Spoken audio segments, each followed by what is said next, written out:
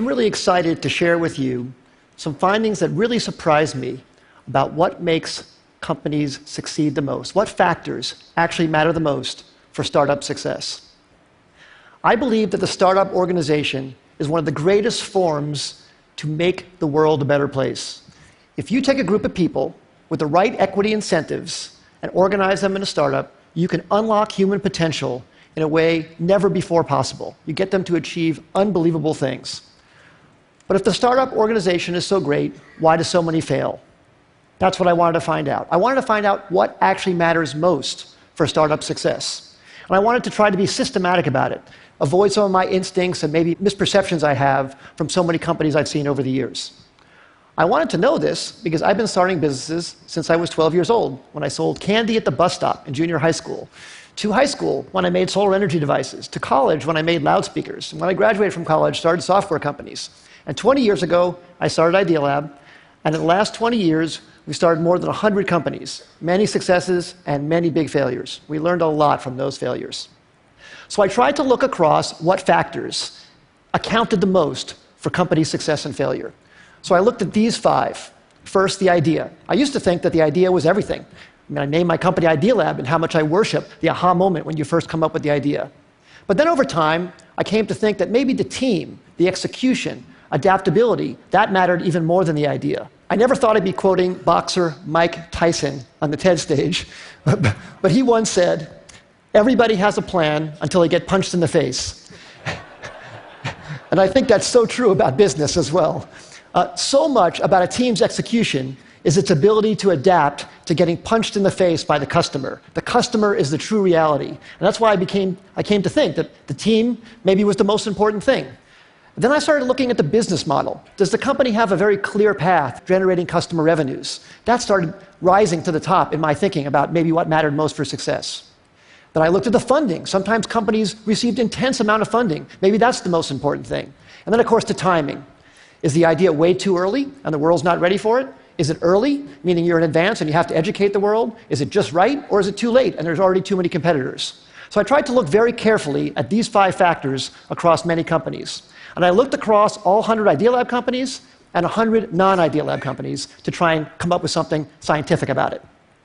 So first, on these Idealab companies, the top 5 companies, CitySearch, Cars Direct, GoTo, NetZero, Tickets.com, those all became billion-dollar successes. And the 5 companies on the bottom, Z.com, Insider Pages, MyLife, Desktop Factory, People Inc., we all had high hopes for, but didn't succeed. So I tried to rank across all of those attributes how I felt those companies scored on each of those dimensions. And then for non-Idealab companies, I looked at wild successes like Airbnb and Instagram and Uber and YouTube and LinkedIn, and some failures. Webvan, Cosmo, Pets.com, Flues, and Friendster. The bottom companies had intense funding. They even had business models in some cases, but they didn't succeed. I tried to look at what factors actually accounted the most for success and failure across all of these companies, and the results really surprised me. The number one thing was timing. Timing accounted for 42% of the difference between success and failure. Team and execution came in second, and the idea, the differentiability of the idea, the unique idea, that actually came in third. Now, this isn't absolutely definitive. It's not to say that the idea isn't important. But it very much surprised me that the idea wasn't the most important thing. Sometimes it mattered more when it was actually timed. The last 2, business model and funding, made sense to me, actually. I think business model makes sense to be that low because you can start out without a business model and then add one later if your customers are demanding what you're creating. And funding, I think, as well. If you're underfunded at first, but you're gaining traction, especially in today's age, it's very, very easy to get intense funding. So now let me give you some specific examples about each of these. So take a wild success like Airbnb, everybody knows about. Well, that company was famously passed on by many smart investors because people thought, no one's going to rent out a space in their home to a stranger. Well, of course, people proved that wrong. But one of the reasons it succeeded, aside from a good business model, a good idea, great execution, is the timing. That company came out right during the height of the recession when people really needed extra money. And that maybe helped people overcome their objection to renting out their own home to a stranger. Same thing with Uber. Uber came out, incredible company, incredible business model, great execution too, but the timing was so perfect for their need to get drivers into the system. Drivers were looking for extra money. It was very, very important. Some of our early successes, CitySearch came out when people needed web pages. GoTo.com, which we announced actually at TED in 1998, was when companies were looking for cost-effective ways to get traffic. We thought the idea was so great, but actually the timing was probably maybe more important. And then some of our failures. We started a company called Z.com. It was an online entertainment company. We were so excited about it. We raised enough money. We had a great business model. We'd even signed incredibly great Hollywood talent to join the company. But broadband penetration was too low in 1999, 2000. It was too hard to watch video content online. You had to put codecs in your browser and do all this stuff. And the company eventually went out of business in 2003.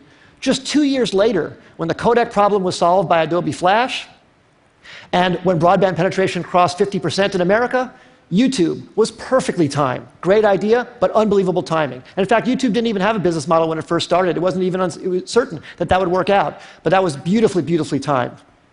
So what I would say in summary is execution definitely matters a lot. The idea matters a lot, but timing might matter even more. And the best way to really assess timing is to really look whether consumers are really ready for what you have to offer them, and to be really, really honest about it, not be in denial about any results that you see. Because if you have something you love, you want to push it forward, but you have to be very, very honest about that factor on timing. As I said earlier, I think startups can change the world and make the world a better place.